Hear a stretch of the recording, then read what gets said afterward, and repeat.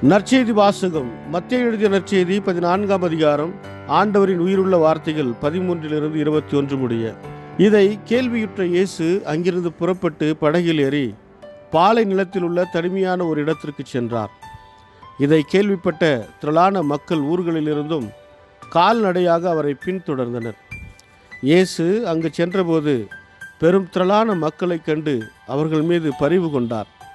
அவர்களிடையே உடல் நலமற்றிருந்தோரை குணமாக்கினார்.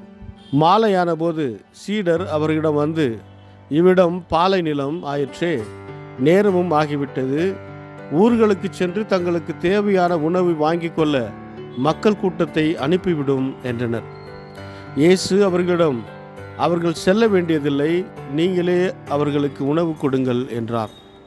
ஆனால் அவர்கள் அவரை பார்த்து, எங்களிடம் இங்கே 5 அப்பங்களும் 2 மீன்களும் தவிர வேறு எதுவும் இல்லை என்றார்கள். அவர் அவற்றை என்னிடம் இங்கே கொண்டு வாருங்கள் என்றார். மக்களை புல்தரையில் அமருமாறு ஆணையிட்டார். அவர் அந்த 5 அப்பங்களையும் 2 மீன்களையும் எடுத்து வானத்தை அண்ணாந்து பார்த்து கடவுளை போற்றி அப்பங்களை பிட்டு சீடர்களிடம் கொடுத்தார். சீடர்களும் மக்களுக்கு கொடுத்தார்கள். அனைவரும் வயிறார உண்டனர். எஞ்சிய துண்டுகளை 12 கூடைகளில் நிறைய எடுத்தனர். பெண்களும் சிறு பிள்ளைகளும் நீங்களான உணவுண்ட ஆண்களின் தொகை ஏறத்தாழ 5000. ಇದು வாழ்வுதரும் கிறிஸ்துவின் நற்செய்தி. கிறிஸ்துவே உமக்கு புகழ். ಮತ್ತಾಯ ಅಧ್ಯಾಯ 14 ವಚನ 13ರಿಂದ 21ರವರೆಗೆ. ಯೋಹಾನನಿಗೆ ಸಂಭವಿಸಿದ್ದನ್ನು ಕೇಳಿದಾಗ ಯೇಸು ದೋಣಿ ಹತ್ತಿ ನಿರ್ಜನವಾದ ಸ್ಥಳಕ್ಕೆ ಒಬ್ಬನೇ ಹೋದನು.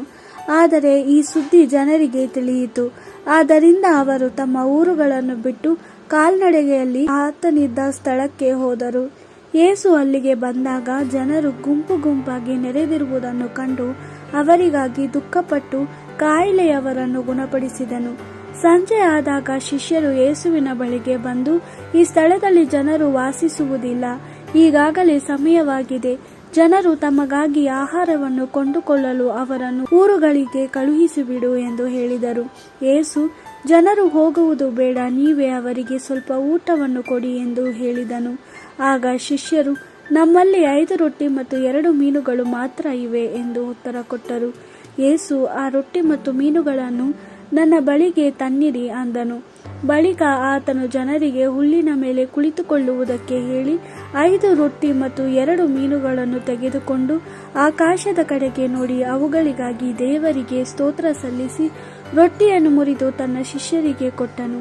ಶಿಷ್ಯರು ರೊಟ್ಟಿಯನ್ನು ಜನರಿಗೆ ಹಂಚಿಸಿದರು. ಜನರೆಲ್ಲರೂ ತಿಂದು ತೃಪ್ತರಾದರು.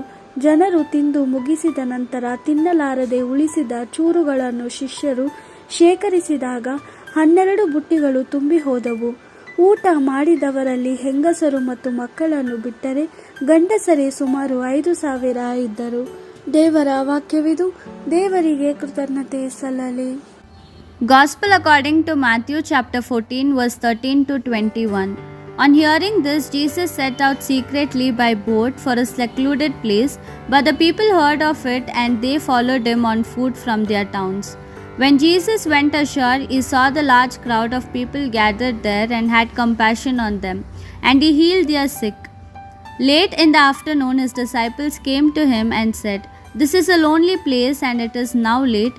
You should send these people away so they can go to the villages and buy something for themselves to eat." But Jesus replied, "They do not need to go away. You give them something to eat." They answered, "We have nothing here but 5 loaves and 2 fish." Jesus said to them, "Bring them here to me." Then he made everyone sit down on the grass. He took the 5 loaves and the 2 fish, raised his eyes to heaven, said the blessing, broke the loaves and handed them to the disciples to distribute to the people. And they all ate, and everyone had enough. Then the disciples gathered up the leftover, filling 12 baskets. Those who ate were 5,000 men, not counting women and children. The Gospel of the Lord. Praise to you, Lord Jesus Christ.